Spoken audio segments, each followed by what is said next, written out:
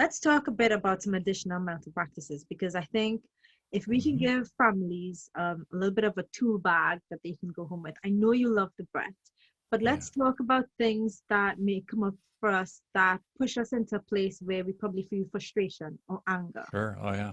Are there mental practices that we can use again to develop that sense of safety or that quick back to equilibrium? You bet.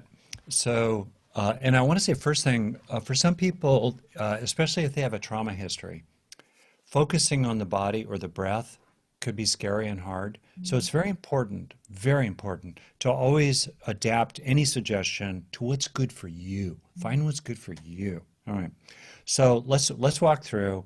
Something happens and it's frustrating, it makes you angry, someone mistreated you, you're disappointed, something has happened. This is what I do, and it's like my first aid kit. First, notice you're upset.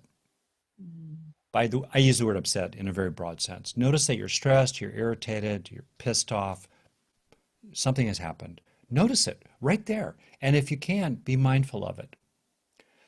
Step back from it a little bit, be aware of it, uh, claim 1% of yourself that is a calm, centered, stable witness of what's happening, even if 99% of yourself is your blood is boiling, Yeah. smoke's coming out of your okay?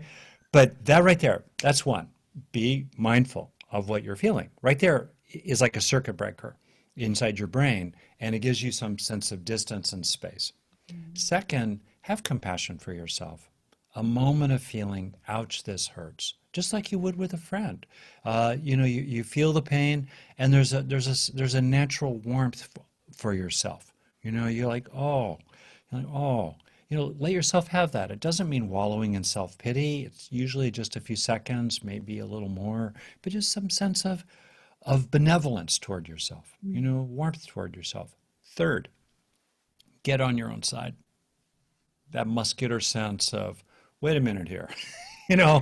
And actually, it may seem so obvious, like, well, everybody's on their own side. No, my experience is most people are for others. They're good, but they're not for themselves particularly. They're not an ally to themselves. And so this is the more muscular aspect where you're like, I don't, I want to figure this out. I want to make something better happen. I'm knocked down, but I'm going to get up and Mm, I'm going to figure stuff out, right? There's that primal sense of moxie, yeah. coping, grit. All right. And so far at this point, maybe 5 seconds have gone by, maybe 50 seconds, but it's pretty quick. And then make a plan. What are you going to do? Coping binds anxiety. Coping clears anger. If you feel helpless and outraged, you're screwed. Sorry about that term, but you're in trouble. You know what I mean? And maybe that's where we start. Initially, we're often shocked, right? What are we going to do? But make a plan. Now the plan may be there's nothing I could do about this. I just have to accept it. I can't change it. I have to look at what else is also true in my life, but I can't do anything. It's not worth it. I'm not going to succeed here. It's not safe. I'm outnumbered. This is not the time. Sometimes that's true. Other times you make a plan and you think to yourself, I'm going to learn more here. I'm going to study this a little bit because I might lose a battle, but I'm going to win this war. Make a plan. Or you might think to yourself, honestly, there's a Maya Angelou, a writer, she has a lovely saying, to paraphrase it, when people show you who they are the first time, believe them. Mhm. Maybe me, I'm a little slow. I like the first time they do it, I'm like, Hi. really? Really? I'll give you The another second, chance.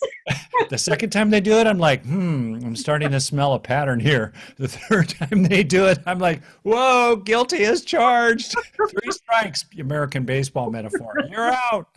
You know what I mean? Okay. So, and then you think to yourself, maybe that's your plan. Maybe you realize, there's no cheese down that tunnel. That dog is not going to hunt. Don't send a duck to Eagle School. That guy is never going to love you properly, let's say, or that teacher's never really going to understand. And then you think, okay, I'm going to put my effort over here. I cannot grow roses in a parking lot. I cannot grow corn in the desert. I need to find more fertile ground. Maybe that's your plan.